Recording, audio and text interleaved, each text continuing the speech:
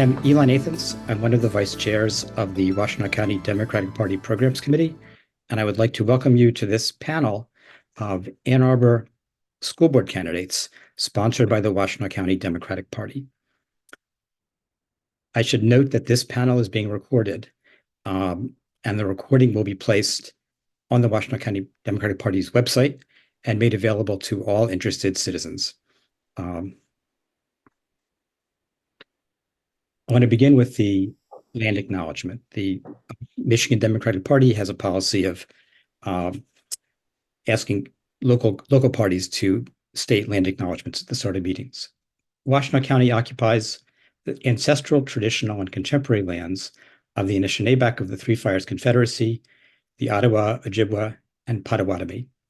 The Washtenaw County Democratic Party recognizes historic Indigenous communities in Michigan and those who are forcibly removed from their homelands. Washtenaw County occupies land ceded in the 1807 Treaty of Detroit. In offering this land acknowledgement, we affirm Indigenous history and experiences. Just a few further remarks before I turn the meeting over to the moderator. Although the sponsor of this meeting is the Washtenaw County Democratic Party, this is a nonpartisan election. We invited all the candidates for the Ann Arbor School Board to participate in this panel. We did not ask party affiliations. We welcome all Ann Arbor citizens, in fact, everyone in Washtenaw County, to participate in this panel. We will make the video recording that we will be making will be open to all to see. I ask you please to keep your mics off during the panel if you are not speaking. That will prevent disturbing background noises. If at some point the system develops problems, as sometimes happens with Zoom, it helps also to turn off the video. That reduces the amount of, I guess, data being transmitted on the wires. I would now like to make a few introductions. First, critical participant in this meeting is Rayanne Weymouth. She will be the timekeeper, and we have a bell. So actually, Rayanne, if you could just demonstrate that. When there are 30 seconds left in time, Rayanne will ring the bell once. Time is up. She will ring the bell twice. I'd also like to introduce the moderator. Christine Stead is CEO of a global nonprofit life support partnership or corporation. Actually, I'm not sure which it is. And she served from 2010 to 2018 on the Ann Arbor School Board. I recall that she was treasurer for a period. I believe she was also vice president. She may well have held other positions as well. And with that, I'm going to turn this over to Christine. Thank you so much, Eli, for the nice introduction. Thank you for the candidates for being here and taking time out, given that this is nonpartisan, as part of the ballot that you'll be showing up on. And I also wanted to especially thank the Washtenaw County Democratic Party for hosting this. Because you're probably on page 2 of the ballot, it's hard for people to see and hear all of the things that you have to say. And I can't think of anything more important than the roles you have in our community in terms of serving the Ann Arbor Public Schools District, where education is still a huge opportunity for every child to become an adult, and through your leadership of an important organization. So thank you for each of you that are interested in this role for your upcoming service. Anyway, let's get into how this will work. We did have an opportunity to put together some questions that each of the candidates have received. So you've had a little bit of time, hopefully, to think about the response. Sometimes the questions have multiple parts to the question, and hopefully you'll have thought about the points that you want to make sure people hear related to that topic. But we'll start, of course, with an introduction. So each candidate will introduce themselves and share with us what you want the voters to know about you and your candidacy, and what you bring. So with that, why don't we start, and we'll go in alphabetical order in order of your last names. So Megan, you will start us off. I'll just go through the order real quickly so everyone on the call will understand how we're going from person to person. Megan, Ernesto, Eric, Don, Leslie, and Glynda. will be the order of the candidates. That's by your first name, but it's organized by your last name. And if it's okay, we'll to use your first name just to make this a little more quick. So we'll start with that. We've got a couple questions prepared, as I mentioned, and of course, we'll take any questions from the audience as well. So I'll keep an eye on the chat. I see a couple of them already, not questions for the candidates, but just questions in general. So thank you for sharing those already. Why don't we begin? So Megan, could you start us off with an introduction and tell us a little bit about your goals? Thank you. Hi, my name is Megan Kanous. I've been an Ann Arbor public school parent since 2017. I currently have a middle schooler, so an incoming 7th grader and an incoming 3rd grader. I've been pretty active within our elementary school PTO, and I've also served as enrichment chair as well as the PTO council rep for Hazley Elementary. And while I hope to be elected to the board to be a fair and reasonable voice and an advocate for our schools. Thank you, Megan. Ernesto, would you like to go next, please? Yeah, sure. Thank you so much. Thanks to everyone for joining the meeting and the VCDP, obviously. My name is Ernesto. I'm a husband, a father, and 2. I'm a career educator. I've lived in Ann Arbor for 30 years. And because of both as my career as a 20-year teacher in public education, and I'm now in my 4th year serving as trustee, I believe I'm the best candidate to serve our community in this role at this time. I graduated from the University of Michigan with a BA in English, and from the University of Pennsylvania with a master's degree in education, secondary education. Prior to becoming a teacher, I worked at the U of M at the Institute for Social Research. Ultimately, I was a computer systems consultant there and a computer trainer. Currently, I work at Washington Community College in the English and College Readiness Department, both teaching and helping to revamp our developmental reading and writing program. To me, the role of public schools is to prepare students to be fair and responsible leaders, innovators, civil participants, and problem solvers. As I have throughout my service, I will continue to advocate for student programming, student support, student access, and student self-advocacy. We need to put students first. If elected, I'll continue my advocacy for inclusion and representation and listen to the many community stakeholders who otherwise usually go unseen or unheard or have barriers to participate. I'll probably focus my advocacy in 4 areas in particular. We'll probably get into a lot of it at today's questionnaire and forum. Number 1, student-focused positive culture change. Number 2, providing more transparent and itemized financial accounting to build back trust with our AAPS community and the board and the district. Number 3, using a DEI lens for our decision making. And finally, upholding our commitment to AAS sustainability framework.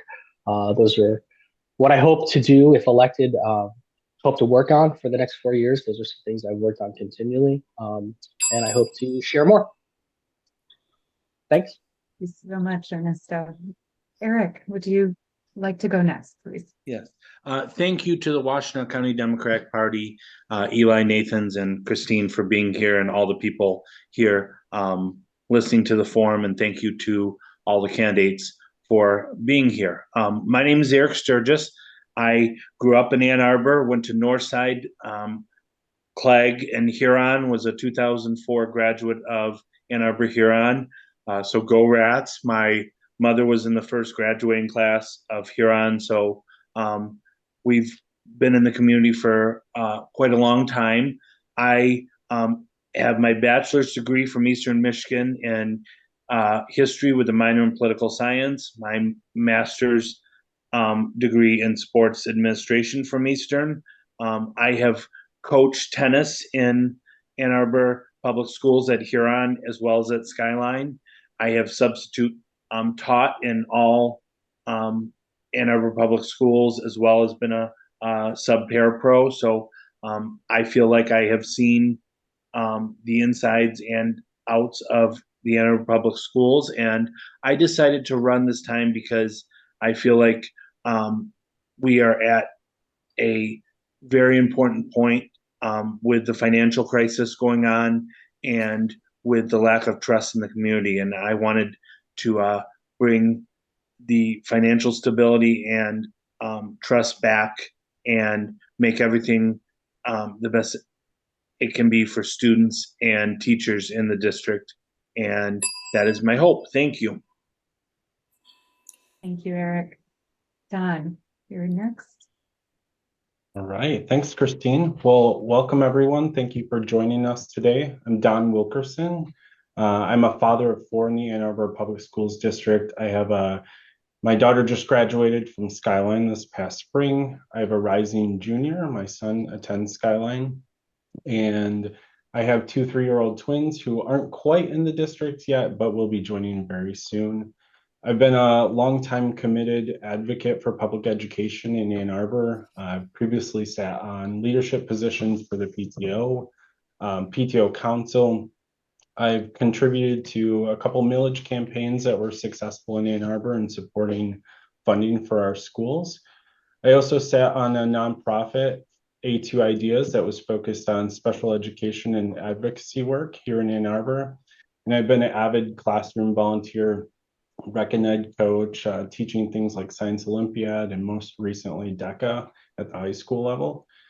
I'm a graduate from the Ross School of Business here at U of M. I have both my bachelor's and master's in accounting. And from a professional standpoint, I lead the risk advisory services practice at Raymond, which is a national CPA and advisory firm based here in Michigan. So I help organizations understand financial, operational, and IT processes and identify and mitigate risks throughout those. I'm also a proud tribally enrolled citizen of the Little River Band of Ottawa Indians. Thank you, Don. Yeah, thank you. All right, Leslie, you are next. I'm Leslie Wilkins. I'm grateful for this opportunity. I'm a qualified, calm, compassionate, and thoughtful long-term Ann Arbor Public Schools parent. Though this is a nonpartisan race, I want voters to know they're choosing someone who will intentionally act according to the Democratic Party values, including fighting systemic racism, protecting and promoting public education, and making schools inclusive for our LGBTQ students. Serving as a trustee has been on my heart for a long time. It's not a knee-jerk reaction, but something I've been looking forward to doing once my kids were more self-sufficient. In the meantime, I volunteered with Carpenter Elementary School PTO for 2 years, then the Scarlett Middle School PTO for 5 years, serving as vice president of the board for 3 years. Most recently, I've served on the PTO Council and their equity committee. I loved all that work, advocating for students and teachers. Now I want to use my business sense, analytical skills, team player attitude, and life experience to have a positive impact district-wide. I have bachelor degrees in music and psychology from U of M, along with an MBA. I've been a marketing and sales executive at the same company for 16 years. Along with my work and school PTOs, I've served on other nonprofit boards for the past 11 years. So volunteer and work experiences have made me very comfortable within the boardroom environment. I've had lots of success working as part of a team. I ask hard questions and then work collaboratively, make well-informed decisions. I want to ensure that the district prioritizes success and happiness for all students, not just the white, straight, neurotypical upper middle class kids who are the easiest to serve. I'm excited to do the hard work necessary to right-size the district's budget, prioritize our educators' needs, and restore trust in our board and administration. Thank you, Leslie. Glynda. Good morning. I would like to thank the Washtenaw Democratic Party for hosting this event. I would like to thank Eli and Christine for taking time out to send all those messages to get this going. I am a Chicago. I was born in Chicago. I'm a transplant here in Ann Arbor. Grew up in Evanston. I am a mother of 3 young men who went through the Ann Arbor School District. I'm a former Ann Arbor public school teacher. I taught at Burns Park Elementary. I'm also a journalist, formerly at the Detroit Free Press as an editor. I am really committed to education. Education has been a mainstay in my family. I've had educators in my household. It's in my civic involvement throughout my stay here in Ann Arbor. I've been a part of the PTSO at Clegg. I was part of the PTO at Northside Elementary. I have volunteered at the Student Advocacy Center. I also currently serve on the board of the Foundation's Preschool of Washtenaw County. I'm also a board member with Park Ridge Community Center in Ypsilanti. I just want to make sure that that we ensure fiscal responsibility within our district. I know that we're currently going through a lot right now that probably could have been avoided. I also want to build partnerships and relationships with state and local officials. And I also want to ensure that all students have what they need in order to succeed in this district. This district offers a lot of opportunity. And I believe that with the right board members in place, all students can succeed in this district. Thank you.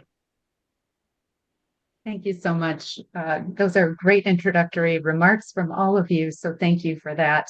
I think we'll head into some of the prepared questions, at least to get us started. So I will read the first one, which I think this one is probably very top of mind for many members of our community because it talks about the financial situation that we're in. And then we'll kind of move on from there and see what questions people have along the way. But if you don't mind, I'll take a couple minutes to read what was sent to the candidates and then highlight the, kind of bullet point prompts and see how folks respond, how they want to respond to this one. So I'll just begin with that first question.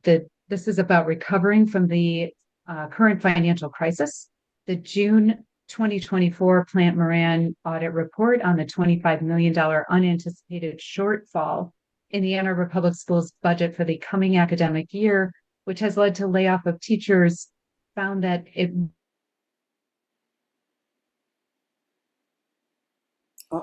She froze. Okay. The expenses after the recently approved wage increases. See, and there's a reference to an MLive article in here. I'm going to stop my video just so that I can get through this question, hopefully. Over the coming years, the Ann Arbor Public Schools will be recovering from the current financial challenges. Starting in 2010, Ann Arbor Public Schools embarked on several consecutive years of cutting millions of dollars from its operating budget.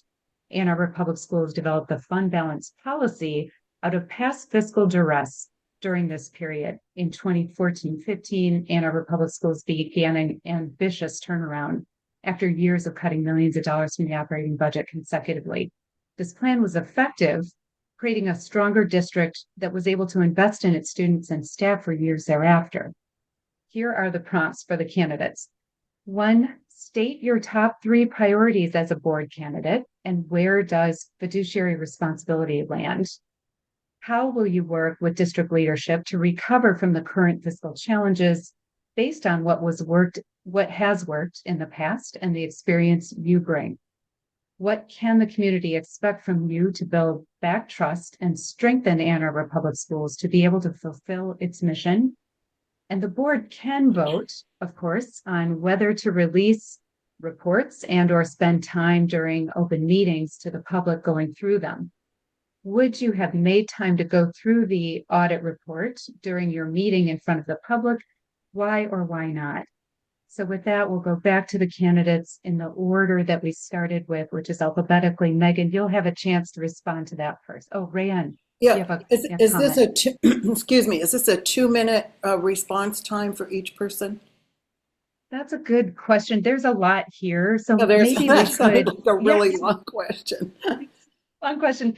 Maybe for this, we could allow maybe a little more time. Do you think 4 minutes would be too much for the getting through whatever other folks want to ask? I don't know. Eli, what do you think?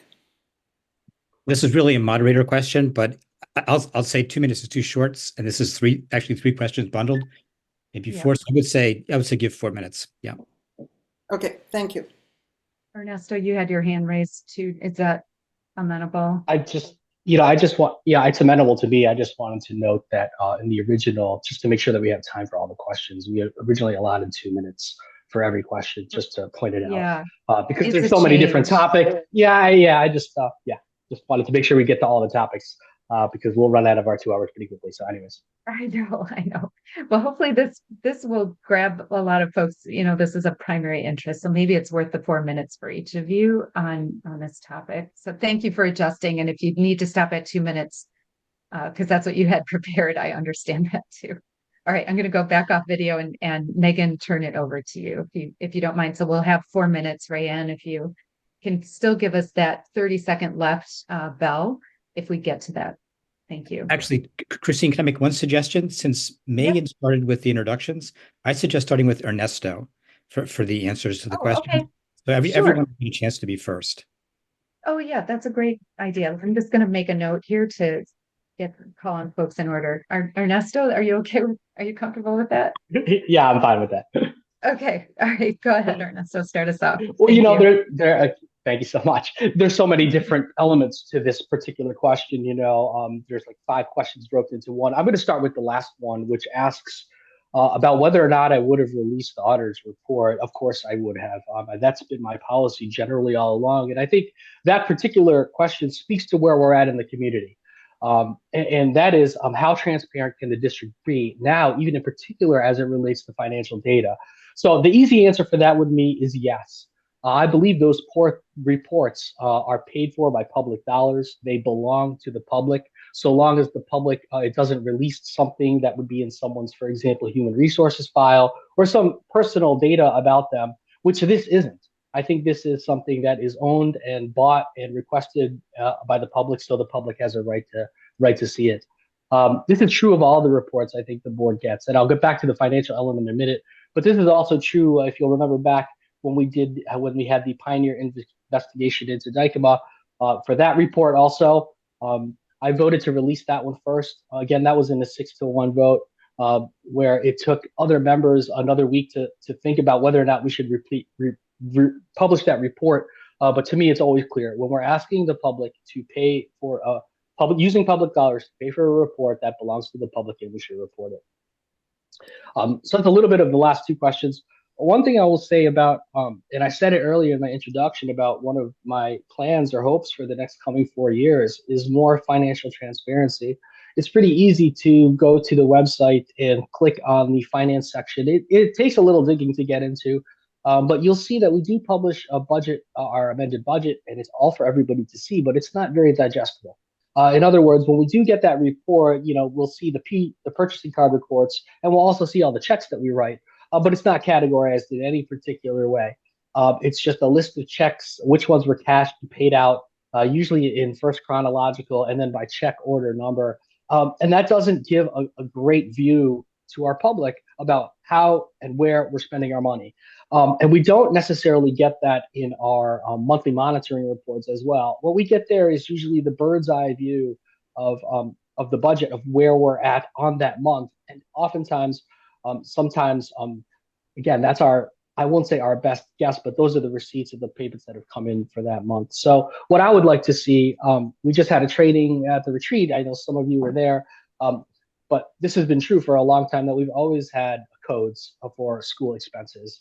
They're not that easy to understand, if you're not familiar with the coding, but we should make it our job to make that easy to understand for the public, and to put a dollar on our programmings where we need to. So, for example, the predominant size of our budget is staff, to the tune of AAPS district employees and benefits at 82%.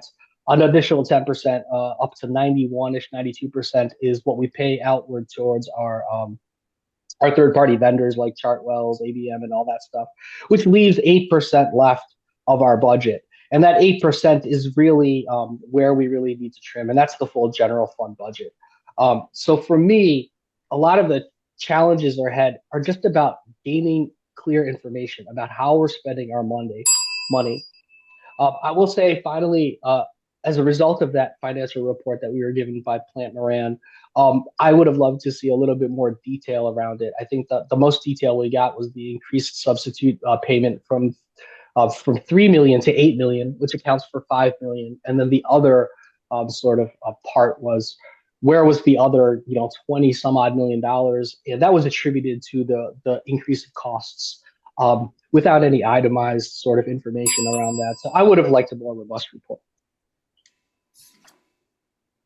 Thank you so much, Ernesto. Nice way of going through that. Eric, you would be next. Thank you. Thank you. I'm going to try to answer the question for you. My top three priorities, number one is obviously a fiduciary responsibility, and that involves planning ahead, looking at, the next year and years to come, but also going back and looking at our current year and continuing to adjust to make sure that we are in line with where we should be.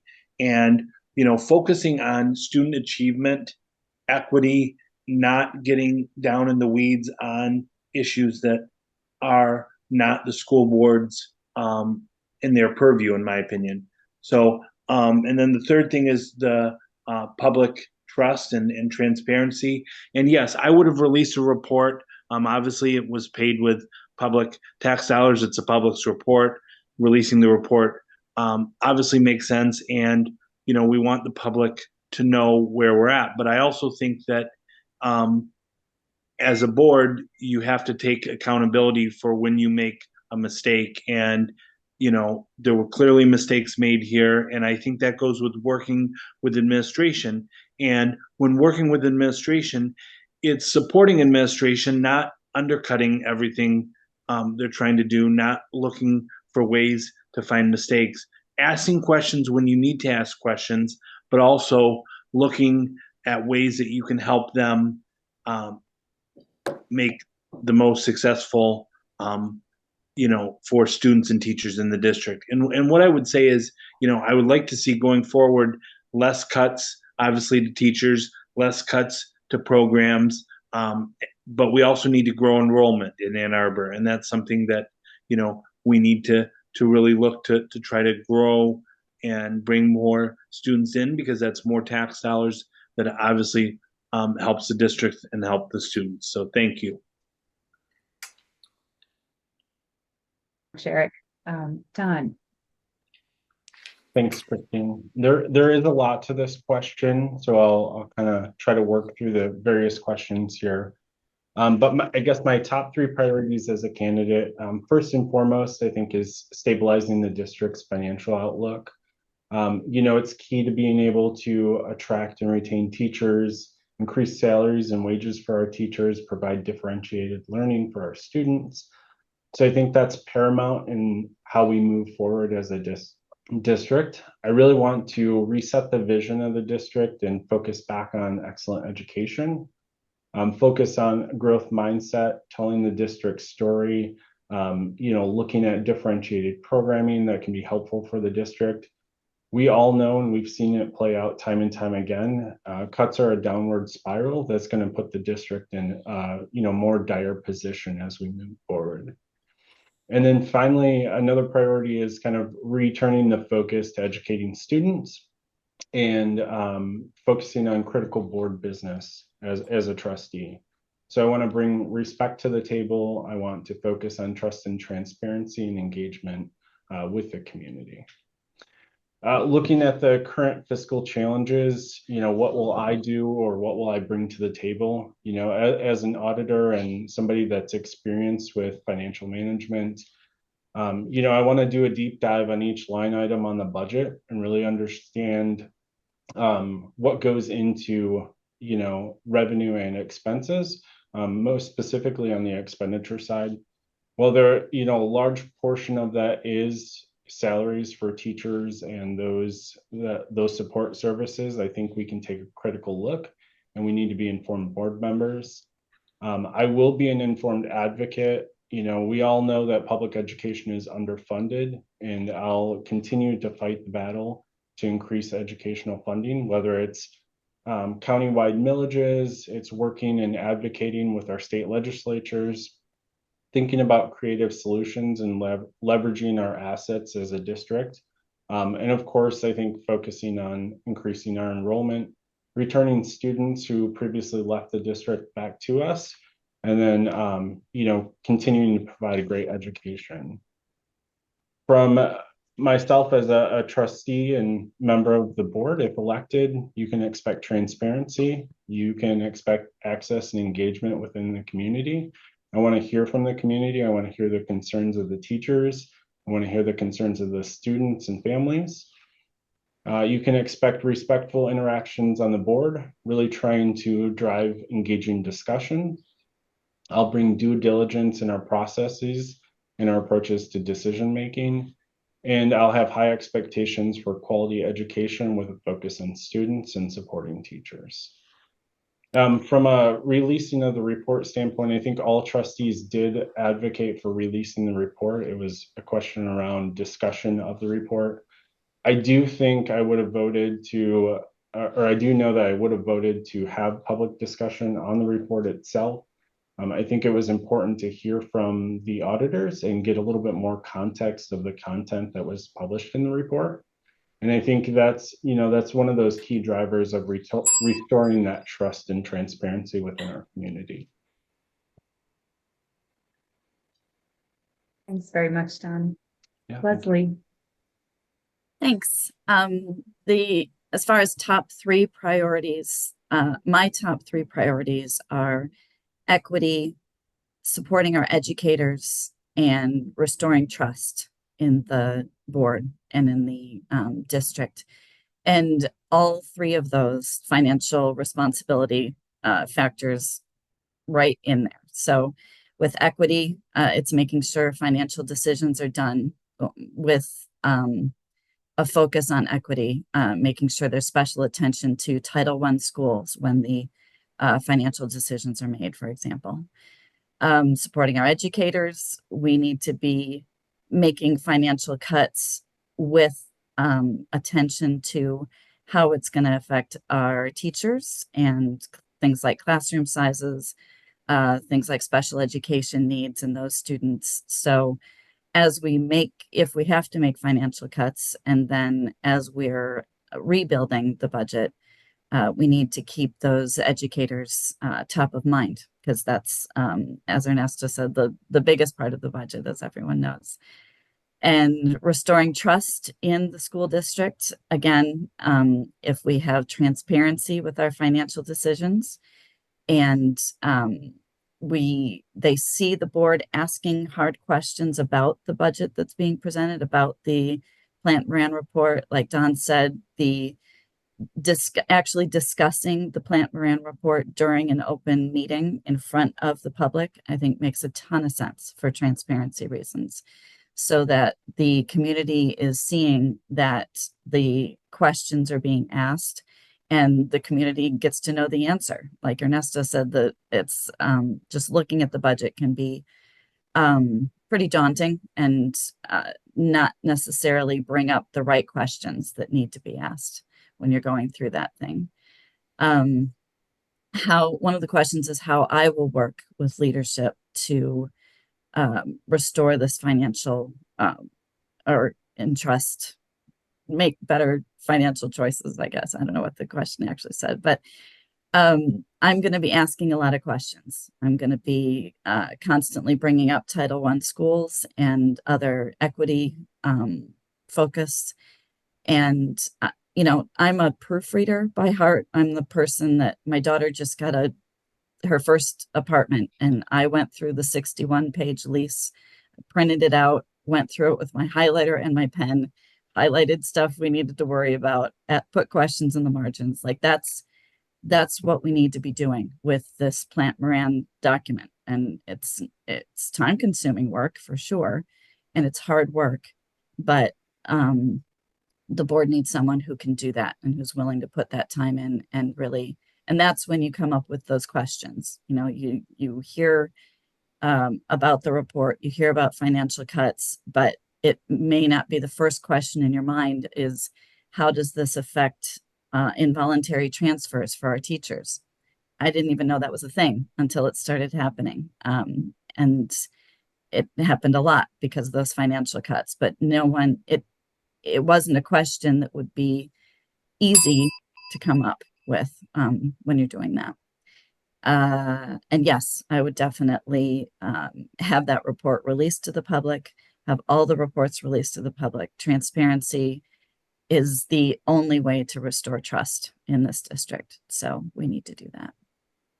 Thanks. Thank you so much, Leslie. Glynda. Okay. Yeah. Okay. Thank you.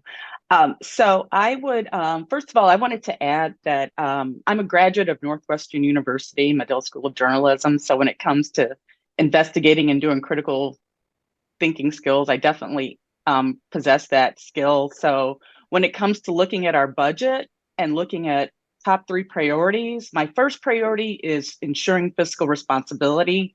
Second, rebuilding trust and partnerships. And supporting high quality education for all students.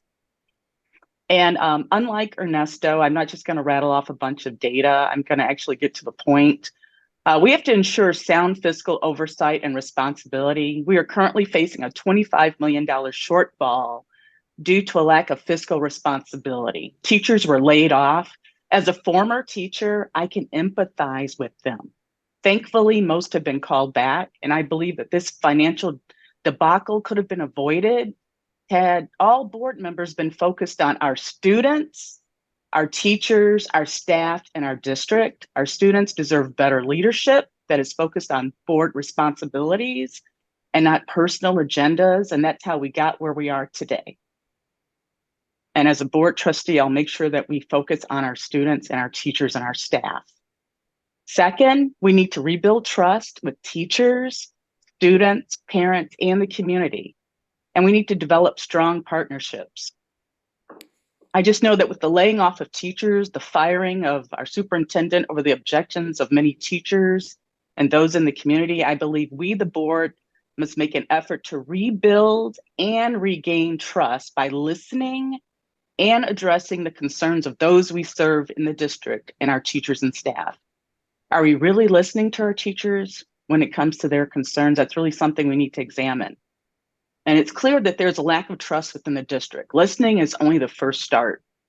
As trustees, we need to demonstrate our abilities to lead this great district in a professional, collaborative manner. We need to assure everyone in the district, that's teachers, students, and the community, that we know what we're doing and we, the trustees, are leading the district in the right direction. In terms of partnerships, it's important to leverage relationships with state and local government officials to make sure Ann Arbor isn't shortchanged when it comes to funding. It's also important to be accessible and work with others to address the needs and concerns of students, parents, and teachers. And my third point, support the delivery of a high quality education for all students. And this is where equity comes into play. Ann Arbor Public Schools have always been known for having a high level of excellence that exceeds most school districts that will not and should not change. I've been in this district for more than 20 years. I've lived in this community more than 20 years. I know how excellent these schools are, and we want to retain that. As a board, we need to ensure all students have equitable access to the very best educational resources that support academic growth, and I intend to do that if elected. We need to monitor ongoing student health and well-being, be it physical, social, and emotional, and we need to also ensure that buildings are safe, well-maintained, and clean. So in terms of releasing the report, I would have released the report. That's a no-brainer. I do believe that current board members wanted to release it. I believe that current board members don't feel a need to hide anything from the district, but we need to examine the current board members in terms of how many board members actually kept their eye on the ball in terms of the district, and how many board members were focused on other issues that had absolutely nothing to do with the district. Thank you. Thanks so much, Glynda. Megan. Okay, so fortunately, or hopefully throughout this panel, you're going to see that we have a lot of great choices for Board of Education trustees who really want to support Ann Arbor schools, myself being one of them, but I'm I'm sure from all of those answers, you can tell that we're going to be in good hands for the next 4 years. So my top 3 priorities as a board candidate, again, the main role of the board is to make sure that we're hitting our budget goals, that we are being fiscally responsible. I think just staying on top of the decisions that we're making, whether or not we're approving raises, looking at the costs of our teaching staff, and just how we're going to make sure that we can have consistency from year to year, so that we don't have to put pressure on our teachers, who are the front line of providing such a great education, and the support staff within the schools, laying them off and then recalling them, which it is great. Hopefully the public is aware that we have been able to recall many of the teachers, but we wouldn't have had to go through a back and forth if we'd just been maybe paying a little bit more attention to what our budget was looking like, or talking about it and really committing to the work of having those subcommittee meetings while we are without leadership within the administration department, and are currently still, I believe, still searching for someone to head that up.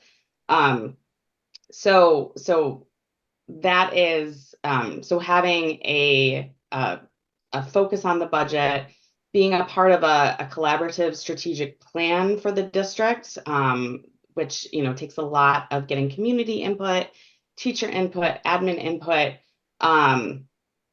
and then looking at all of that data and really putting together a plan of how we'd like to spend our money for anything that's ancillary outside of those salaries that were spoken about by many of the candidates.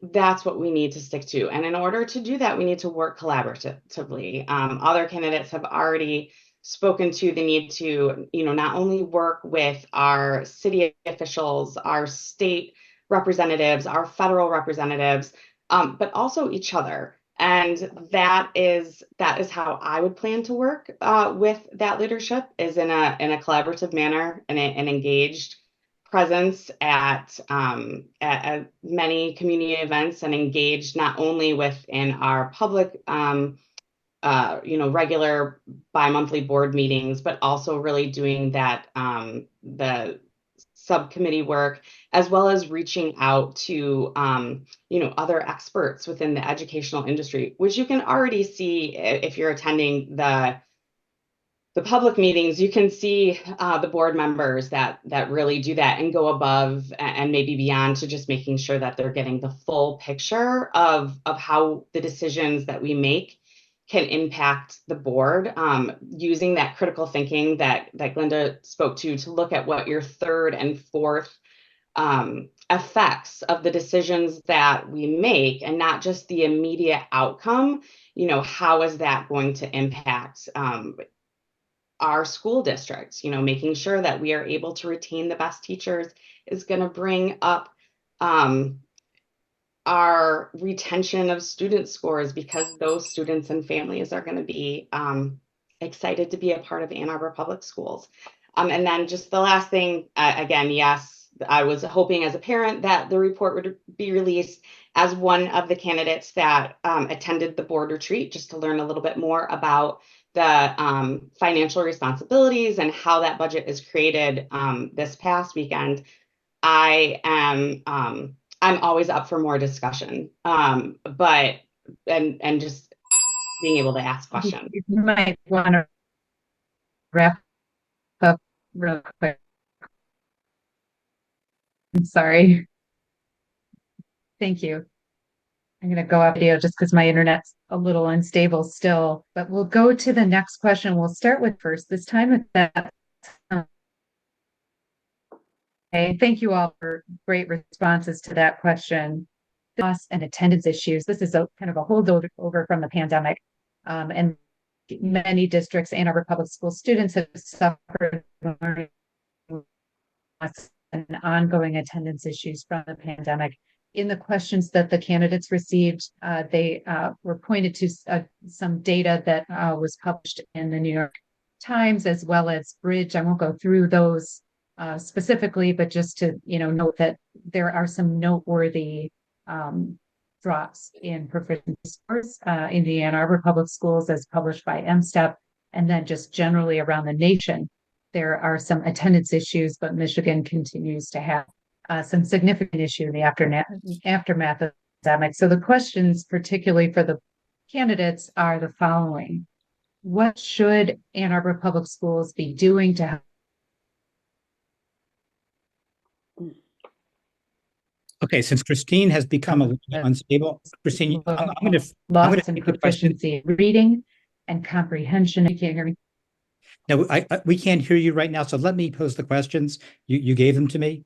Okay. The questions. Yep. Yes. We're on the first. Yep. I see it. And then if you just read through the. Yep. Perfect. Thank you. What should Ann Arbor Public Schools be doing to help children recover from loss in proficiency in reading and comprehension and math, in addition to current initiatives, if anything? What additional efforts should Ann Arbor Public Schools be adopting to address attendance challenges? How will you balance additional funds needed to enhance these efforts with the current cuts required due to the financial crisis? So, Christine, it's really up to you if this is going to be a 2-minute set of responses. We'll go back. Yeah, let's go back to 2-minute allocation. The first one was very lengthy and with several questions. This one, I think 2 minutes should be reasonable, if that sounds okay. Okay, and now Eric Sturgis, I think, leads off with the answers. Yep. Perfect. Yes, thank you. Yeah, so one of the things that I would like to see a little bit more of from AAPS is less necessarily learning on a tablet, more in class, more hands-on learning, and I think that will also increase attendance because from what I hear in coaching and working with the students, a lot of them feel like, well, I can just get on my tablet and do the work.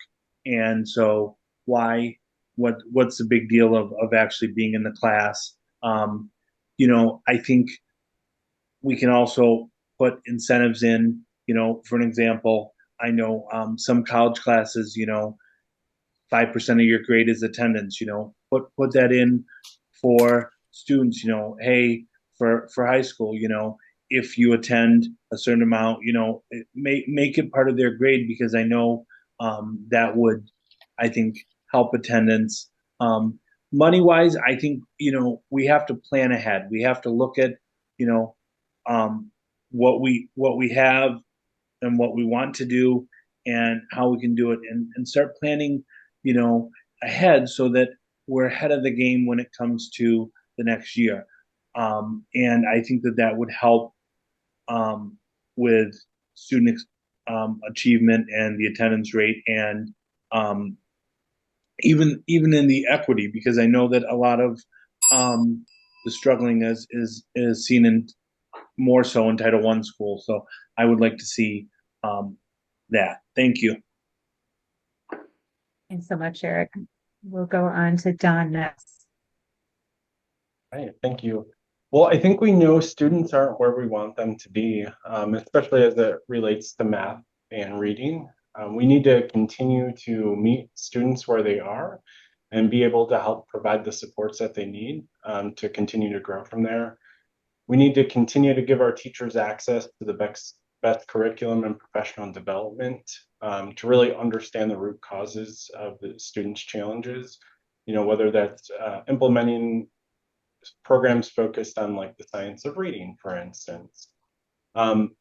Both math and reading are critical and foundational skills, but I think especially reading, it's what gives the students access to education in the first place. So I think if we can focus on providing the teachers with support, ultimately it will help the students and we can get to a place of understanding where they are and help them catch up individually as well. I think it's also important to engage with families because, families need to know how they can support their students in everyday life, how they can help them in the home and kind of help develop their students. From an attendance standpoint, I think we need to start discussing challenges like this as a board.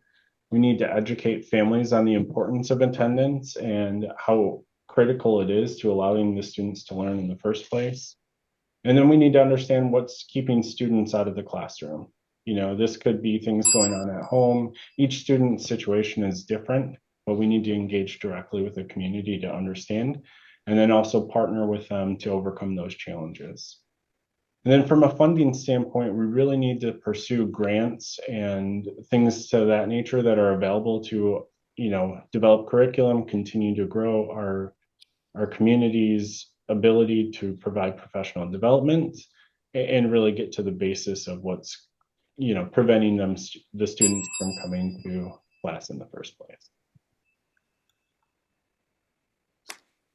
You've done. Appreciate that.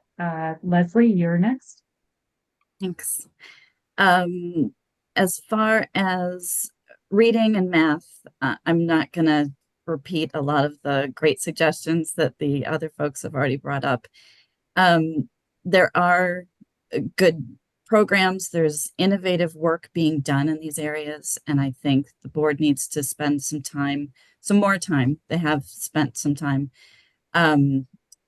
addressing, you know, looking at those looking at that research that's being done, looking at those programs, being open to new ideas about curriculum and ways to teach, and trusting our experts, trusting our teachers. There are teachers that have been teaching reading for longer than some of the folks on this board have been alive. So it's, you know, and it worked. And we need to be trusting those teachers and give them the autonomy to be teaching the way that they know works with all the kids in their classroom. We need to have open minds about how we're measuring these metrics. Especially, I'm not a fan of standardized testing. I want to revisit how we can use that data. They've been proven to be biased, especially when you look at, you know, reading scores for third graders that are tested. You know, some of those third graders in our Title I schools are being tested at reading a second language. English is not their first language. So I don't think a lot of us would do any better on the score when you're reading in the second language. As far as attendance, one thing I do want to bring up is more mental health resources for our kids. My daughter was one of those people that if chronic attendance is measured. Oh, okay. I'll go. That's okay. Thank you very much, Leslie. Glynda, you're next. Okay, thank you. So first, as Leslie said, we need to trust that we've hired outstanding professionals to work with our students. Let's trust that the professionals, you know, we require that our teachers are highly qualified teachers and staff. And I just would like to emphasize that I was one of those highly qualified teachers. So our standards are high in this district. So let's trust that we've hired the best, but let's not stop there. Let's listen to these outstanding professionals to find out what additional resources are needed to help them achieve the goal of helping all of our children, not just some, but all, recover from the learning loss. In addition, let's figure out ways to possibly partner with community organizations to assist in this effort. So I'm a former volunteer with the Family Learning Institute, and I currently do tutoring on the side, and I just know how helpful it can be for students. I know during the pandemic, I was tutoring students through the Family Learning Institute. I know that that's a wonderful organization. Perhaps we could do some partnering with them. I don't know, or maybe 826 Michigan, which focuses on writing, and find another entity that could help with math, in addition to what we're doing in the district. There's so many rich resources available within this district that we should be able to take advantage of.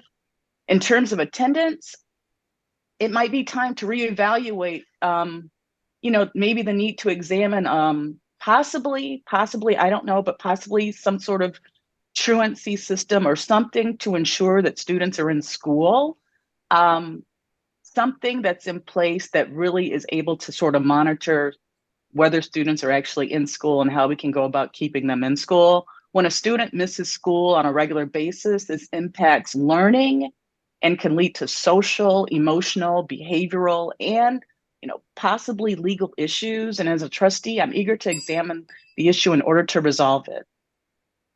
Thank you so much, Glynda. Thank you. Megan, you're next. All right.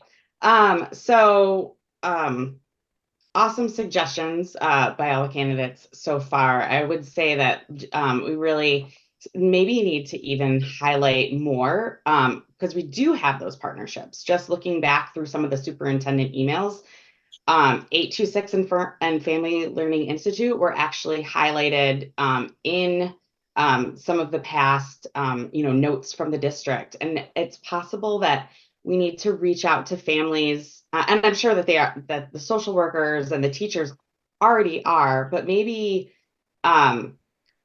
collaborating with our PTOs and our PTO council to get some funds for backpack mail. While definitely it's more environmentally sustainable to do a lot of our communications electronically, I think in order to pass get the information to those that need it most, it's ensuring that it's in it might be in the hands of the students so that we're engaging the students. I know whenever we're planning an event that we want the community involved in or to participate in, we make sure to get it in the backpacks at the school level, at the elementary level at least, and in the and at the middle school level as much as possible. I know for some of those years, it's also taking a look at the data as well to see why are they actually absent. Looking back over the past years, we've had swings, which are understandable. These past 2 years, we've had increases and we didn't have that swing back, where you could maybe say that it was because of an uptick of flu. We have to remember that in 2022, we had 4 months of bus shortages. We know that before the school board or the district made a policy to really focus on getting students with the most need We're at 2 minutes. Sorry, Megan. Oh, you can. Oh, that's sorry. okay. Just make a closing remark. That's fine. I just taking a look at the data and working together and making sure that those, the teachers are getting the support that they need to foster the learning that we have. Thanks so much, Megan. Ernesto. Yeah, thanks so much for the question. One thing I will say just to set up the question is the term learning loss. I'm an active teacher and I've heard that term used so many times. And, I think it is the wrong way to approach how to measure student gains. It's totally a deficit model. We don't want to look at students and say, what did they miss? What did they lose? Because it devalues the time that they had. So to me, although others might characterize that as learning loss, they've made gains in other ways in building their resiliency. And I'll even say throwing technology skills, although I know elementary school level, I do see an overabundance on the reliance on technology to do the instruction. So I'll say that here.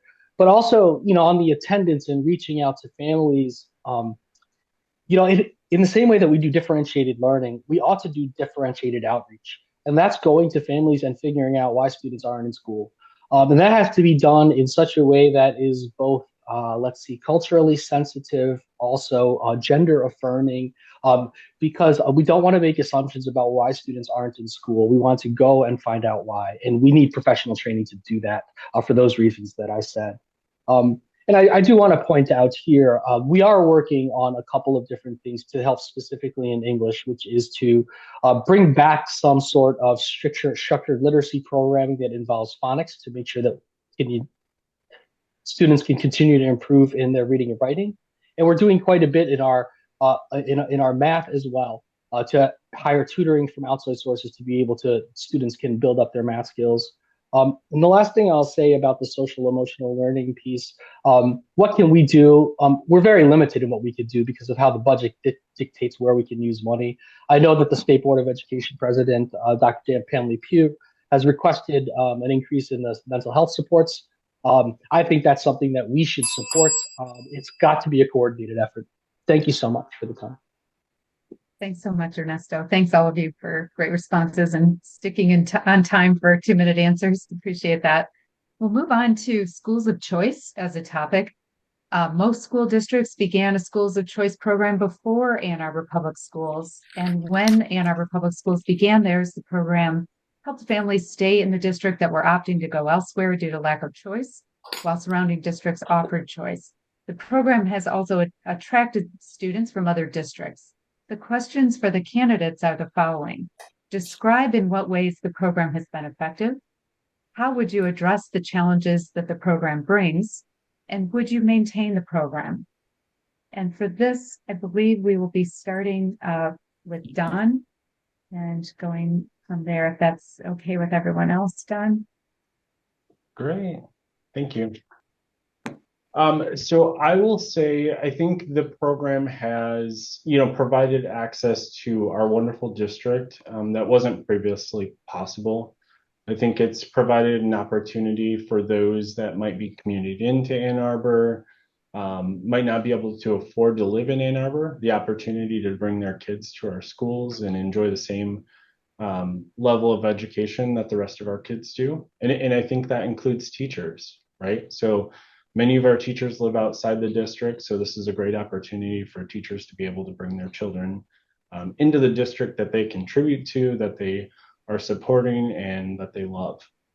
So, I think it's been a success in kind of filling some areas where we've had underutilization of buildings.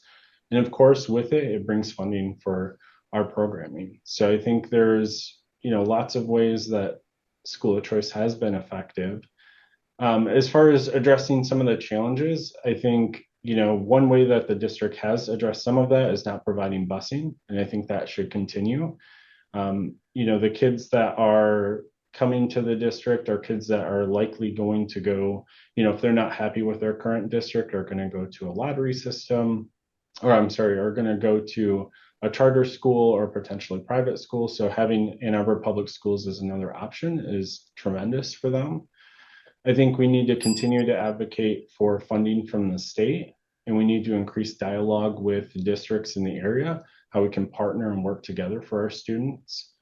I would maintain the program. I think it's part of the status quo, and I think it gives students access to a great education.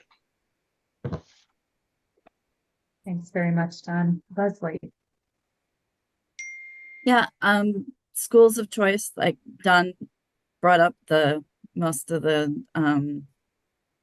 benefits of it. So more money for Ann Arbor Public Schools, access to lots more of our kids to excellent education that the Ann Arbor Schools provides that they might not get in the surrounding areas, access to special education resources that are better at some that are better at Ann Arbor schools than at other area schools, or historically that's been a reason that folks would choose school of choice and come to Ann Arbor for it. Also, the point of teachers who can't afford to live in Ann Arbor schools could have their kids be students in Ann Arbor schools. I think that's a big point that's worth repeating. And in theory, schools of choice should increase diversity and giving each of the students a more diverse outlook and more diverse experience. One of the challenges is that diversity isn't actually, it doesn't follow the theory. So when we look at, in some other districts, we've seen studies where it's actually increased segregation because of schools of choice. And the problem is that we don't have the data. So whether I would support to continue the program or not, I need to see data. I need to see what families are actually benefiting from it, and whether it's harming our current families. But we need data about that first. Thank you so much, Leslie. Glynda? Yes, thank you. So regarding schools of choice, I believe that there are many benefits to schools of choice, as a lot of the candidates have said before. I'll just repeat a few. So it has allowed our district to obtain additional per pupil funding by attracting students from other districts. It gives families within the district flexibility to decide which school to attend, within the district, even if it's not their neighborhood school. It has allowed teachers to bring their children into the district, and it also gives more students outside of the district access to an excellent education within AAPS. I believe the schools of choice concept is a good thing, but we need to be responsible about how we're placing students in the district to make sure it's done in a balanced and equitable way. Sort of in reference to what Leslie was saying in terms of possibly creating more segregation, perhaps we need to make sure that it's a balanced approach and that students are that we're diversifying more schools and that students aren't just placed in certain particular schools, but that it's going across the district. And again, I don't know if there's any data that can help back this up. I don't know if such data is available or are available, but this is something that I would like to examine. And I believe the program would be worth maintaining, but I need to examine the issue a bit further to come to a final conclusion. Thank you. Thanks so much, Glynda. Now we'll move on to Megan, if you can. Thank you. Okay, so great points. That I would say it's allowed, in addition, it's allowed us to test out some magnet programs, I think, over the past years at various schools and different teaching methods that are specific to those schools as well. And allowed within, again, in districts, folks who wanted their children to have a K through 8 experience versus the elementary and then moving on to high school. We do have to address that as we've learned this past year, that school of choice also depletes resources from our neighboring schools. Schools that should, we have this, we're so close, we are the same community or very close to. And so as we look at how we're impacting, our neighboring schools, I will always be an advocate for your neighborhood school, but understand and respect that for some families, that isn't a good choice for them based on schedules, based on where they are working. But we, whatever allows us to have, those great connections with the students, is what's best for the kids. I think as long as we continue to responsibly cap the student level and take a look at it, especially as we are building more neighborhoods and more developments for folks who will be, funneled in, and families that will be funneled into Ann Arbor Public Schools, we may need to look at where we're busing them to. So that we don't have some schools with such an overpopulation of students, and others where all of the school of choice from out of district are attending. Thank you very much, Megan. Ernesto, you're next, please. Yeah, thank you. Just a couple things. I only got 2 minutes, but what I would say, how I characterize school of choice, is a Band-Aid on an imperfect system. That's really what this is. So when we think about how schools are funded in general, it's very complicated and complex, and let's be honest, it's unfair for the per pupil dollars. So there's that on that part, and also to differentiate between what school of choice really is in our district and what it means. So we have everything from like in-district transfers to lottery schools. Schools of choice only means when we're pulling from students who wouldn't be in our district. And in our district, we only offered limited school of choice. So we first make sure that all of our students within the AAPS boundaries are enrolled in our schools. And after that, we see where we have some vacancies where we'd be able to fit some students and make opportunities available to them. So that's the type of school of choice that we offer. This is something I voted for every year, and I'll continue to support it because of its structure and the way we do it. More widely, I would say about school of choice is one of the main reasons why I support it is because of the opportunity it affords those who are in our neighboring communities. A good example of this is special education. If you go to one of our neighboring districts, we service the most special education students in our district because we have the most resources to be able to do that. And many students will choose our district because of school of choice, because where they are doesn't provide it. And we don't provide transportation from out of school districts. So our funding there isn't really affected. We just want to make sure that families locally who see a need to be met in our community, that they can have that need met. And without school of choice, they wouldn't be able to.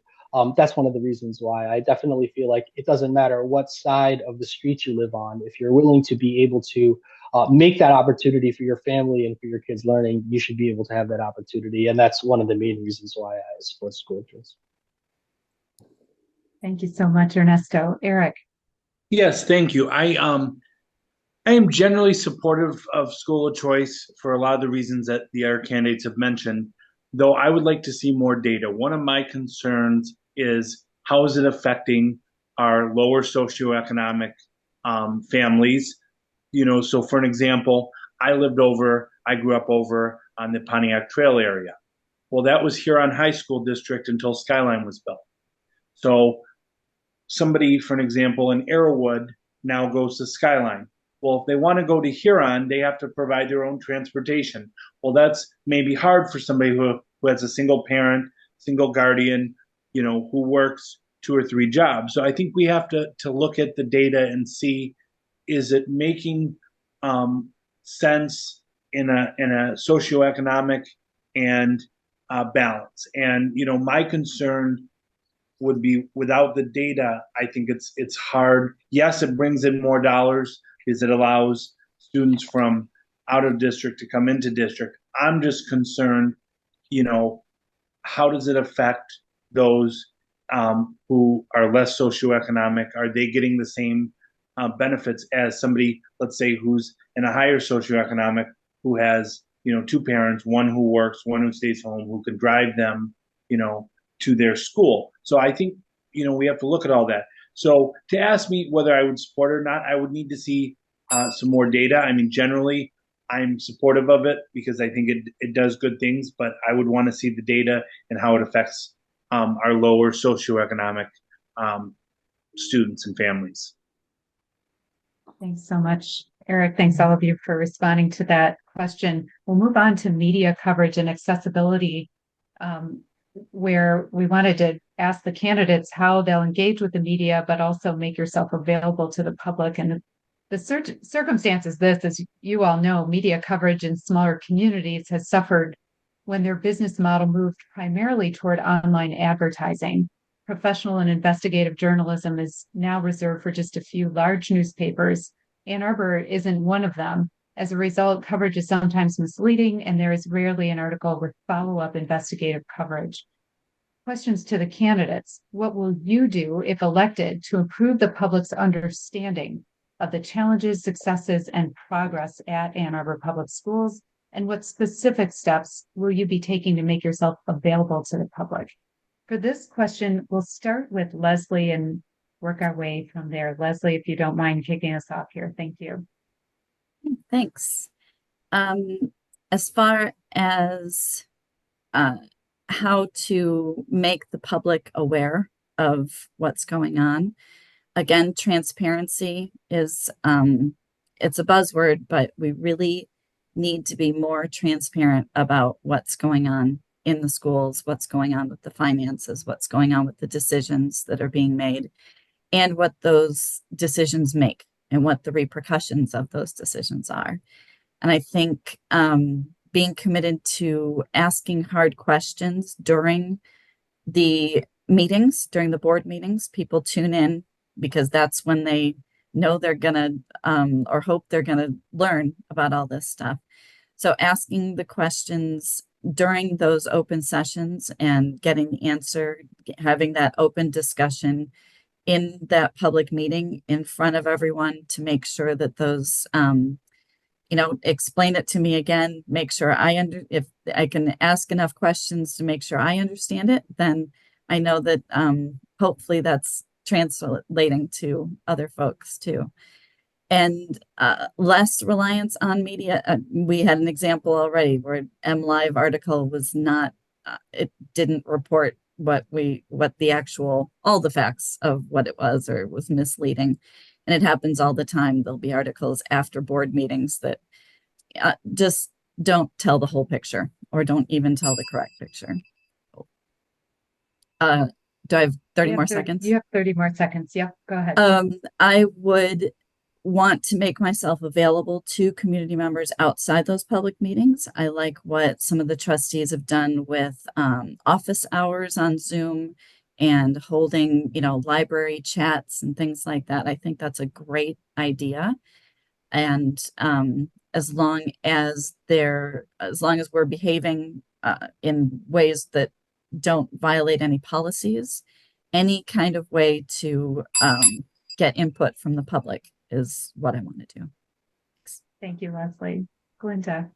Okay, thank you. So as a former Detroit Free Press journalist, and I'm still a journalist, I do freelancing on the side.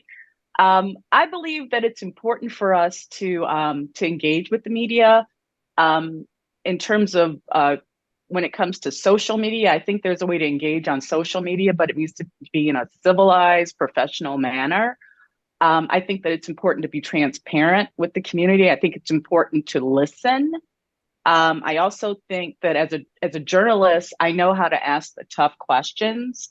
I know how to dig deep into a subject, but I also know that it's important to be able to address the hard questions and to be able to have some answers. And if you don't have an answer, be able to find an answer.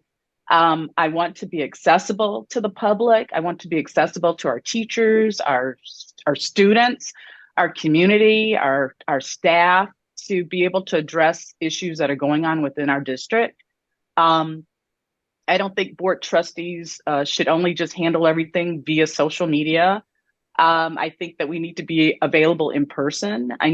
I think that we need to be available. I know some trustees are having coffee hours. I know everyone doesn't have time to meet during coffee hours because they have to work during the day. I understand that. So we need to be flexible, or I would be flexible in terms of how I would make arrangements to be more accessible to the community and to families. Thank you. Thanks so much, Glynda. Megan.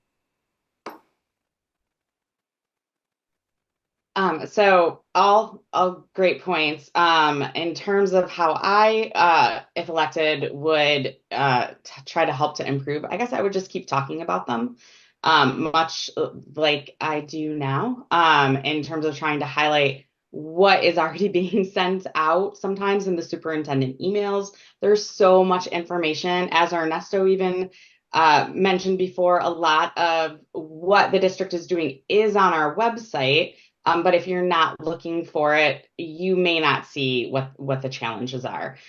Trying to stem any misinformation that's out within so either social media or in-person circles that we have, but really just keep talking and advocating for our schools, and then trying to do that publicly via PTO meetings and school events. I think getting back to, getting into the schools for open hours, and so that we can see what's happening and engage with the community if they're able to make it at those various events. And then also reaching outside of our circles to really, find out what we don't know, but also, again, as a board member, you're there to be an advocate for the community and our schools. Thanks so much, Megan. Ernesto. Yeah, I don't remember the exact whole question, but I do know the whole spirit of it, which is how do we communicate with the media and with the public? I do hold the office hours with the public. I'll start with that one, and that I do that every Tuesday night. I've done a couple in person over at some local coffee shops and what have you. I'm very flexible on my time, and the reason is why everybody said is we have to hear from everybody. It's not the only way I communicate with the public. Obviously, folks have used public commentary, sent through email. The only two real people who should or who have the official word of the board are our president and our secretary. And so I allow them to be able to handle the media because that is the official word of the board. And on individual interviews, we're just representing our own opinion. So I'm very cautious and aware that talking to the media is, I won't say dangerous, but you have to be very cautious because of how things can be misrepresented, which they have been. And I think that's a general consensus of what's been said. So in terms of outreach into the community, I also have some social media platforms that I use. I think in today's day and age, you need to be on some of those platforms, even if it's one way. The question is whether or not you're able to maintain the boundaries of those platforms and clarify that when you say things out there or you respond personally to emails, that is your own personal opinion and not necessarily the stance of the board. And we want to make sure that those two things don't get muddled because those are what actually create a lot of confusion in our community. The last thing I'll say about our media, and the media generally isn't very kind to the board, and it's the job's media to be investigative and to be critical. I totally understand that part. But what I don't like is that oftentimes our media, at least our local media, usually has one lens to it. And that lens isn't representative of our community all of the time and doesn't show all of the perspectives. I've written to our media sources before about this. And so I'm very cautious when I talk to the media. I invite media to come to those social hours because any questions they have to ask for me, I'm willing to ask for answering to the public without any editing. Thank you. Thanks so much, Ernesto. Eric. Yes, I think with regards to this question, there's been a lot of really good answers. But what I would say as a trustee, I would like to be out in the community. Go to give opportunities where I can say, listen, I'm going to be at Huron High School at 5 o'clock, or 6 o'clock today, for any parent, or any staff member, or look at, could I go to a staff meeting and answer questions? We have to seek out the public and make sure that they feel as though they have a say in what's going on. To come speak for a minute and a half at a board meeting and then not get a response from the board is, I think obviously that's the system, but just to say, hey, this is how they're heard, I don't think is the most effective way. I think it's a great start, but we need to be out in the community. I think when talking with media, as Ernesto said, we need to make sure that when speaking to media outlets, we're representing ourselves and our views and not necessarily the whole board's view.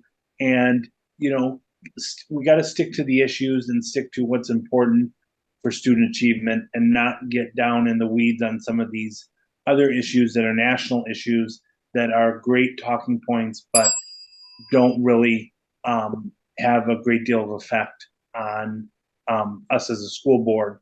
And maybe we lose focus on what we're supposed to be doing. And so that would be my answer. Thanks so much, Eric. Don.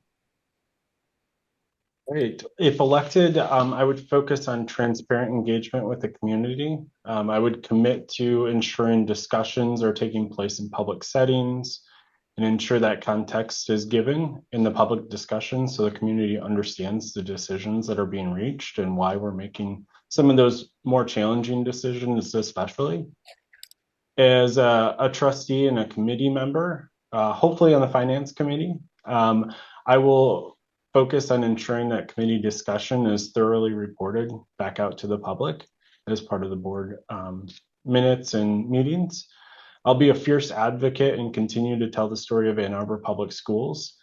I think we should advocate for telling about our challenges. They make us stronger. We shouldn't back away from them. We should be upfront and think about the challenges and the way that they create the successes that we've had to date and will have in the future. As far as being available to the public, I'll have regular standing opportunity to engage with the public, whether it's a coffee hour or office hours. I don't know, we can think of some creative name to call it, discussions with Don or something like that. I'll commit to hosting these across the district, make sure that they're at different times, so they're accessible to all, mornings, daytimes, evenings. And, I hope to be in the district attending community discussions. I think it would be a great opportunity if the district rolled out something similar to the previous listen and learn opportunities. I'd love to be a part of those discussions, engage directly with schools and communities across the district. Thanks so much, Don. I have 3 questions prepared remaining for the candidates, and I recognize I can go through them all. I think we may be able to fit them all in, but I wanted to also create opportunity for anyone on this Zoom call to also ask a question of the candidates. So as you're thinking about that, I'll go through with the next question. We can go in order. Glynda, you would start us off answering to this next question. But just know, anyone in the audience, you are welcome to ask a question as well. So we'll move on to equity and achievement. Many studies, programs, and scholars have spent their careers discussing the achievement gap. Ann Arbor Public Schools has been working on this issue for decades, and yet there is a persistent challenge. The prompts to the candidates are the following. Describe the efforts that Ann Arbor Public Schools has implemented that have been effective in helping address equity issues. What other programs and supports should be implemented? And how do you plan to work with the district to ensure success? Glynda, if you don't mind starting us off on this one. Thank you. Okay, certainly. Thank you. So some of the efforts that are currently underway, well, first of all, equity is making sure everyone gets what they need in order to be successful. And so what has Ann Arbor Public Schools done thus far? Some of the examples of what the district has done includes busing, free and reduced lunch, providing instruments and free instrumental music programs, scholarships for students in rec and ed. The list goes on and on. I believe that this district is committed to equity. That's not to say that there's not more that can be done, but these are all examples of ways the program has been effective. So other supports that are needed, again, I'd like to mention the importance of developing relationships with local and state government officials. Like Representative Felicia Brabeck. As a county commissioner, she helped lead the One Community Initiative in Washtenaw County. And I think she and Justin Hodge are working on legislation related to equity.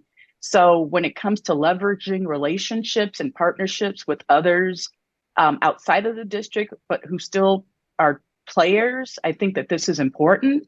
And we need to get further information on this particular legislation. I would like to get more information. I would be eager to talk to her and to possibly come up with other supports and programs and ideas. I'd also consider reaching out to local organizations to get more input, such as the Student Advocacy Center and other organizations that I'm sure are also delving into equity issues. I mean, a lot of organizations are focused on equity, and it's an important issue that we really need to deal with. How do I plan to work with the district to ensure success? Again, leveraging relationships, making sure that all students are getting what they need in order to succeed in this district. There's so many various opportunities available in this rich, robust district. So many outstanding opportunities. Wrap up your remarks. Okay, sorry, thank you. Yeah, but again, equity is an important issue that needs to be on the forefront, and I plan to examine it. Thank you. Thanks so much, Glynda. Megan. So in terms of the efforts that Ann Arbor Public Schools has implemented, we are constantly addressing it, right? And acknowledging that it exists. I think always making sure that we're looking at all of the different ways that we use to measure that gap and communicate that outwards. In terms of the efforts, we have specific funds for our Title I schools, bonds for at-risk students, and we're very specific in how we utilize that money to support achievement gaps. There's also, for instance, one of the things that was just highlighted was the English language learners back to school fair that they had a couple days ago, and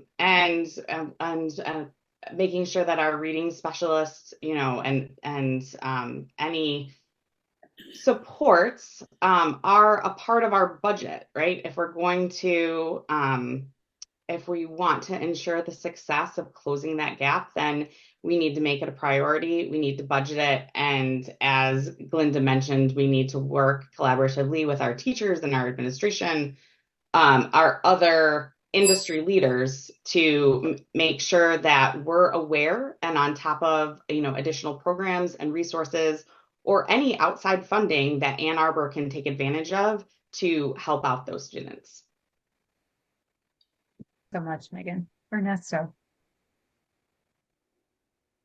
Yes, thank you for the question on equity. I'll just take the 2 minutes to say this. We need in the district a DEI officer, a cabinet level DEI officer to help coordinate all of the efforts that are in our district, which currently, as I've described before, as right now feels like equity in silos. And that's really what my perception after having served for so long. So the context of the question is like, for decades, we've been trying to do all of these things, and we've made these programmings, we've had these efforts, we've done these trainings about equity. But what we haven't had is somebody who comes to the district and their primary job or focus is to talk about equity across the district. I know in the previous administration, we had the comments of two comments. One, equity is everybody's work. Well, I think that's obvious, but who is actually responsible? If we're all responsible, then it's like nobody's responsible. So that's one perspective. Another one is a phrasing we've heard in previous administrations is we've done the equity piece on that. And I know that's not a new phrase to other folks, but equity is not a piece, it's the whole. And so if we don't have a DEI officer to guide us in those careful and very delicate equity conversations, I don't think that we'll make much long-term move on equity. We need a DEI officer to help coordinate us, and so that we can self-check ourselves both individually and as a district and in our local school communities on whatever self-biases we might have as both both individually and as local institutions.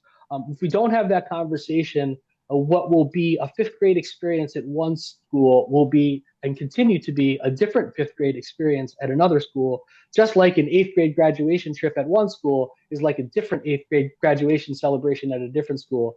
And it's the same thing across many issues, just like we might have a dog policy issue at one school, but a different dog policy at another one, in the same way we have one playground at one school, but we have a different kind of playground at a different school. Sorry.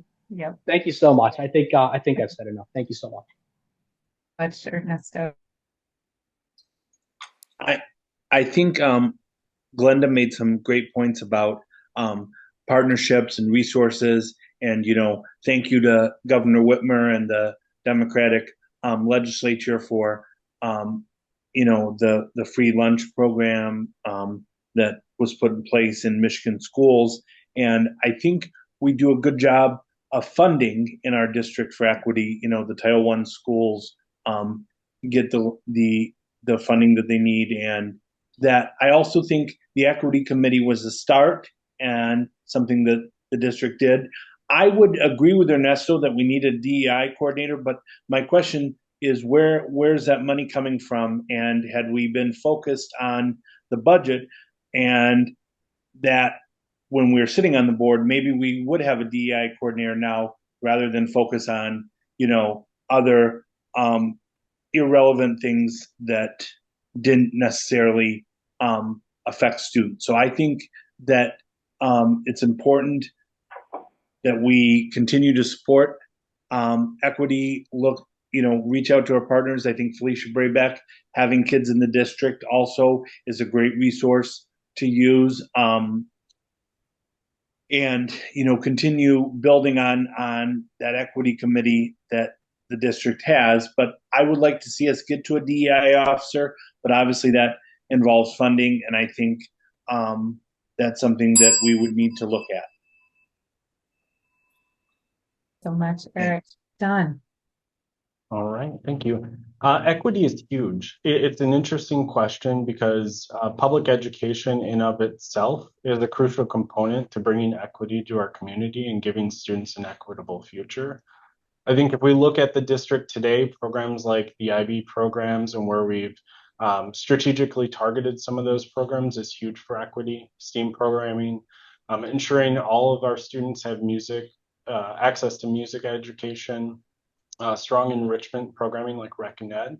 Of course, there's more to be done.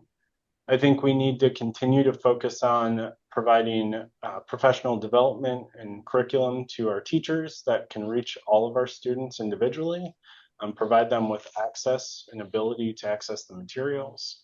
We need to look for more opportunities like project-based learning that engages our students in learning and really energizes them around the idea of moving forward and engaging with the content and material. Thinking about the success of the district, I want to make sure we're engaging the community, understanding what's important to them. We have to stabilize our current fiscal operations and budget and look for funding to continue to support equity across the district. Again, we need partnership with county level and state level legislatures, also nonprofits with a mindset of public and partner relationships to really drive students forward. I do understand what some of the challenges our most vulnerable students are going through. As I said, I'm a tribal citizen of the Little River Band of Ottawa Indians. I grew up in a very poor economic situation. My dad passed away when I was 12 years old. I lived on free and reduced lunch. And so I have a personal commitment to supporting programming for all of our students, being an engaged listener and understanding what our community needs. Thanks so much, Don. Leslie. Yeah, lots of things, all the things that have been said. I agree with all of that. I want to reiterate, I agree we need a dedicated DEI officer in the cabinet. Yes, it's going to cost money, and we need to, that should be in the financial discussions, is how we carve out money for that person, for that position. In the meantime, the board has things like an equity plan somewhere that they could dust off and address and improve. There's been multiple presentations by experts in this field to the board about measures they can take and then ways to measure. The problem is we all want equity. We all want to improve situations for all of our students and make sure all of our students have what they need to learn. But there's no way right now to measure if they're actually getting what they need. We need to figure out a way to put those metrics in place and then have those conversations. I think we need to talk to families that have left the district and find out why they've left the district. With just conversations I've had, a lot of them had to do with equity, lack of equity. And I want to use my 30 seconds left to put a shout out to the PTO Council, PTOC. They're having great conversations about equity and doing fantastic fundraisers for our Title I schools in specific. And I think we can learn from them. Thanks so much, Leslie. Thanks all of you for your responses. We've gone through 5 of the questions so far. I wanted to just see if there are any questions from the audience that they might want to pose to you. And if not, we can continue. I do see a question here from Ruth. Have you ever affiliated with or donated to Republicans? If so, why should Democratic voters trust you to represent our interests that include equity? Sorry, I'm going to read through Ruth's question really quickly. That include equity, opposing bias, book bans, protect LGBTQ students, anti-racism, disability rights, etc. So that's a question from Ruth, and we have another one. A question about how would you engage with our teachers and school staff and students more specifically. I'm going to go to Ruth's question just because I think she's got a couple topics in here around equity, opposing bias, book bans, etc. You all can see the questions that are here. So maybe this will be a live opportunity to engage or respond versus what we had prepared for you all. If you're amenable, I'd like to start now with Megan as our first responder. If you could respond to Ruth's question. And Ruth, I'm just picking on you because you posed one first, and if we can get to others, we will. Megan, would you mind starting off on that? Sure. I don't believe that I have ever donated to any Republicans. I will say that my family compromises of a very diverse political spectrum. So affiliated, yes, but I am definitely a member of the Democratic Party. I canvass and I'm pretty active in bringing my my own kiddos to Democratic events and political events, including, you know, seeing some of our leaders in action, as well as including them in some of my own viewings of school board meetings, as well as having them speak with city council electives. So I feel like the voters should definitely be able to trust me in terms of representing equity, definitely opposing book bans. Love our local libraries and our elementary school librarians and the librarians that we have across the district. So yes, that's almost my 2 minutes, but definitely you should have trust in that. Thank you, Megan. Next, we'll go to Ernesto. No, I've never contributed to the Republican Party ever. I guess how you would know is that I am aligned with Democratic values, that I've been a member of the Democratic Party and the WCDP for 4 years. I've collaborated with many in the party on a lot of initiatives that are the focus of the Democratic Party. One that hasn't come up quite at all really is on sustainability. Sustainability is the one issue in the Democratic Party that drives young voters out. And that's something I've worked on through the district, through our sustainability task force, eventually our sustainability advisory team, and also the sustainability framework that we built. Other ways, I have the support or the endorsement of Yusuf Rabi, who is, as progressive in the Democratic Party, at least locally as it gets, and even at the state level. So I'm very aligned with all of those things listed in your question, which include opposed buying biased book bans. I would never, as a teacher, I would never approve the banning of any books. Books are like freedom to me, and of course, protecting LGBTQ rights. I've always advocated to make sure that we are doing that in our district, including asking about making sure we have gender neutral bathrooms, to make sure that all of our population of all our students across those are represented. In addition, I've worked with Andrea Pierce, who's the chair of the Anisha Beck Caucus for the Michigan Democratic Party, to help draft the land acknowledgement that we now have adopted in the AAPS. That has taken years of work for me to do with other board members and with teachers, other community stakeholders. So that's work that I'm proud of. I know that's aligned with the Democratic Party, and I know through my associations and through my collaborations that my values are representative of the Democratic Party, which in and of itself has a lot of variance. So that's how you would know from me. Thank you. Thanks, Ernesto. Eric. Yes, this is a great question, Ruth. No, I have never donated to Republicans. I have been a Democrat since I was probably 14 years old. My first election I could vote in was for John Kerry, and I remember standing on Washtenaw Avenue waiting for him to come for a rally. And I would just go further and say that people can support democratic values, but we also have an uncommitted movement. And I would ask the candidates, do you support Kamala Harris? And I think that was great for the Democratic Party. I am very happy that Kamala Harris is our nominee.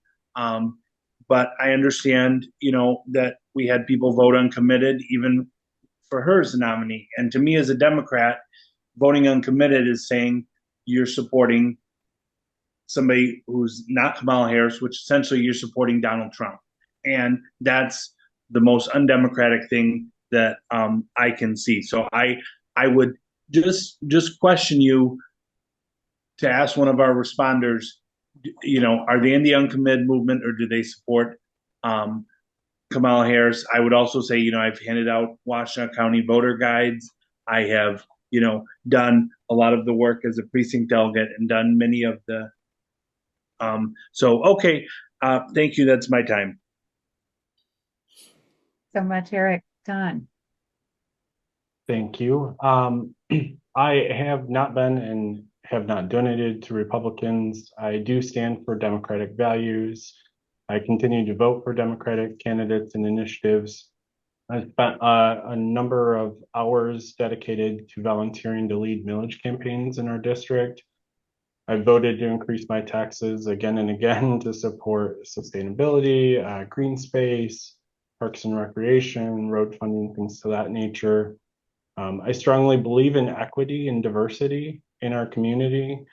My wife and I, have dedicated our time and efforts to Native American issues. We've led the Ann Arbor Dance for Mother Earth powwow, getting that up and running and continuing it year over year since we were students and continue to do so today. I'm not opposed to or biased book bans. I think that's a decision for our educators to make. I do think we need to protect LGBTQ students. We need to ensure there's anti-racism in our district and, be very opposed to things to that nature. From a disability standpoint, as I mentioned, I did sit on the board of A2 Ideas, which was focused on students that needed special educational supports and advocating for them, helping them understand how to advocate for themselves in the district as well. So I would say my values as a part of the Democratic Party and my values as a community member align very directly with the Democrat Party. You, Don. Leslie. Hi. I have not affiliated with or donated to Republicans.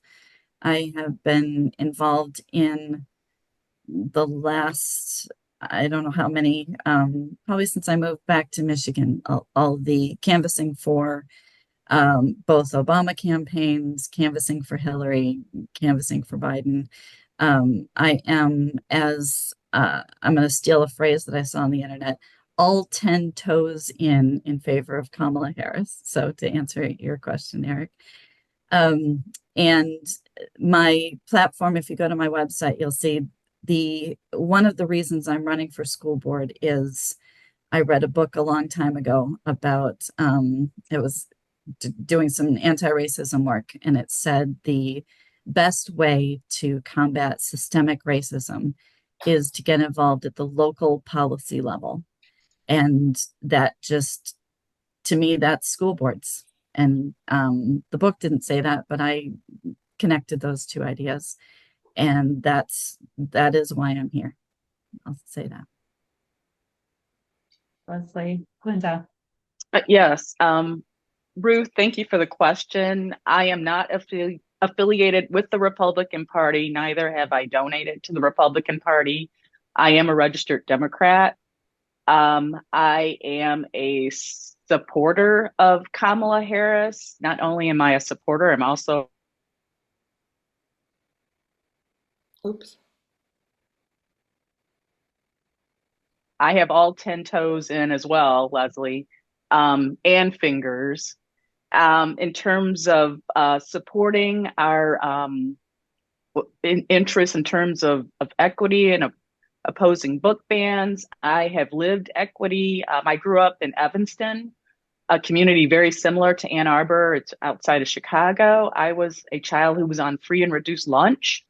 Like I think Don mentioned, I did not come from an affluent family. And so I know the benefits of equity. I know the opportunities that it gives us and that it can bring students. And we can do the exact same thing for our students here. So I'm all in for equity.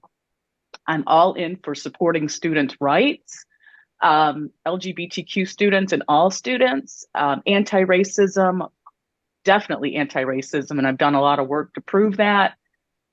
Disability rights. And I just believe that that my core values definitely are aligned with the Democratic Party. And again, Ruth, thank you for this insightful question. Thank you all for answering it on the fly. We appreciate that. I think we'll end with one additional question that is directly relevant to board service in particular. And this is a key way that you should, be sharing with our community how you will behave if you are elected to the board. And the question came from Rima Muhammad, and it's basically this: I would like to hear how you would approach board work, collaboration among board members, and the school district.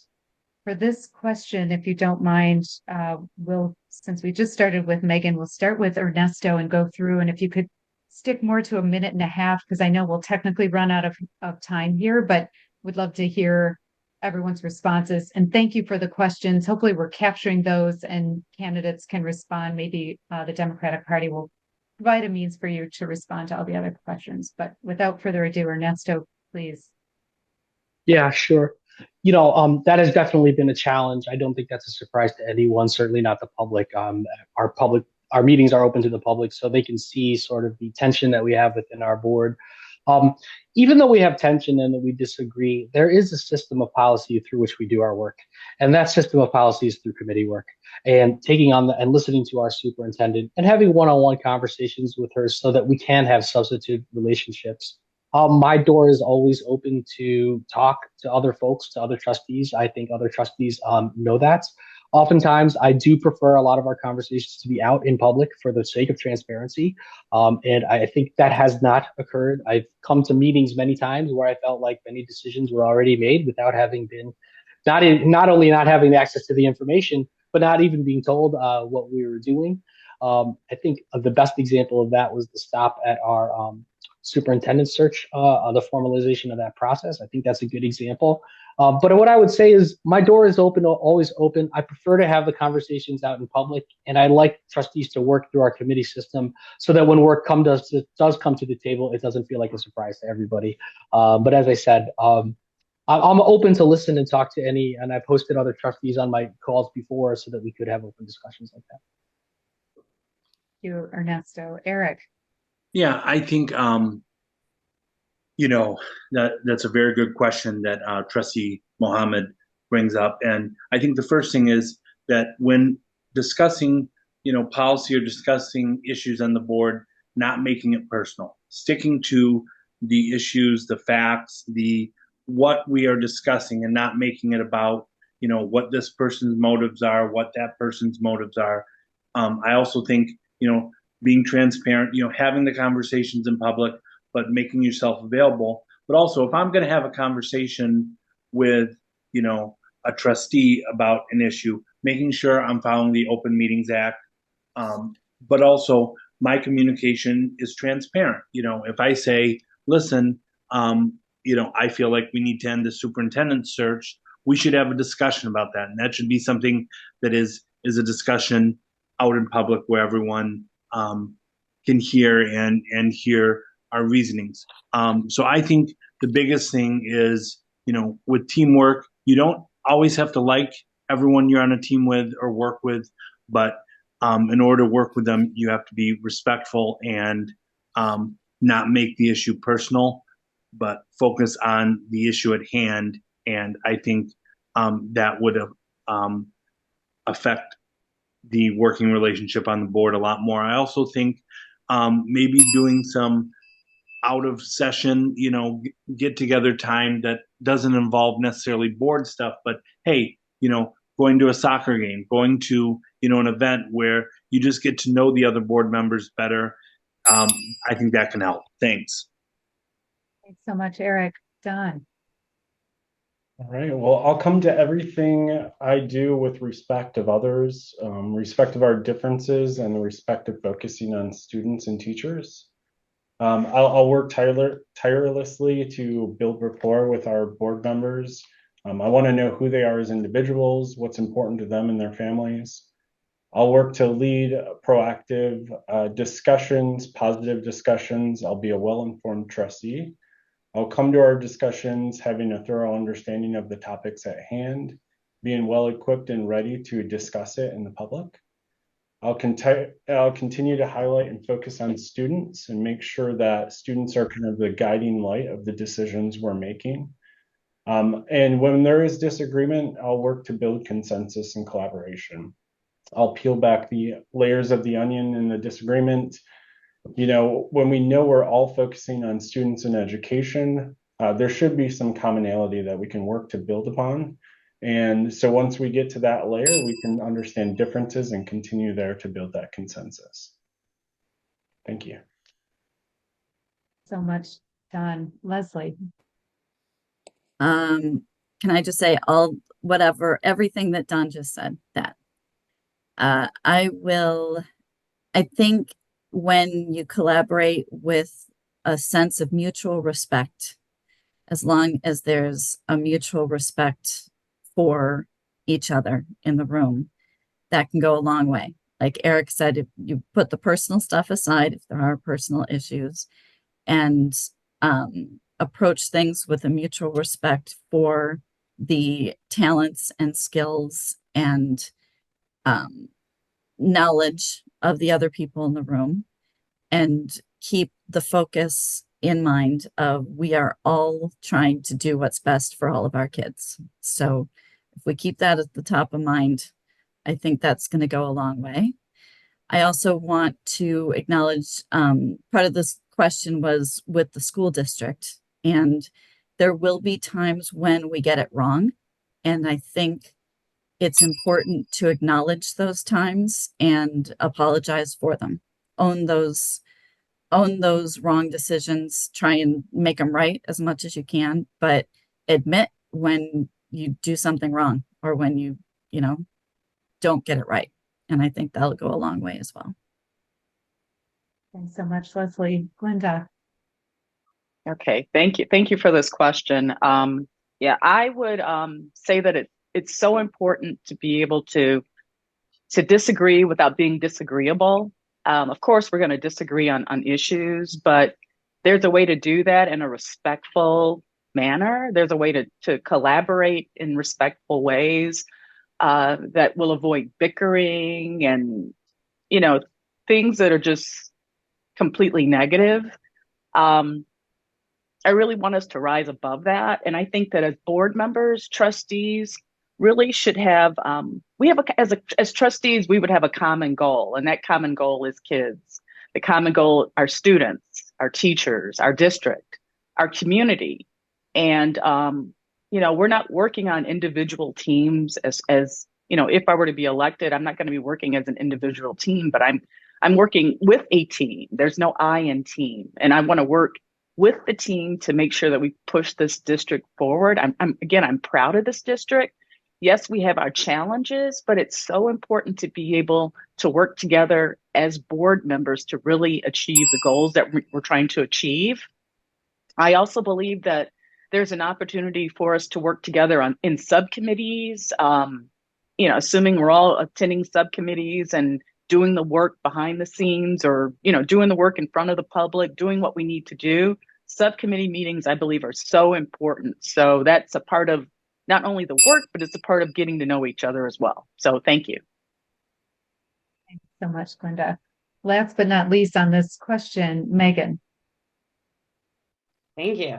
So again, everything that everybody has said in terms of a respectful discourse, I think making sure that we are focused on the students as we're talking and really just looking into facts and sharing those facts outwardly, again, as Eric mentioned, within the boundaries or the guardrails of the Open Meetings Acts, and just making sure that we're sticking to the rules of how we're allowed to engage with each other.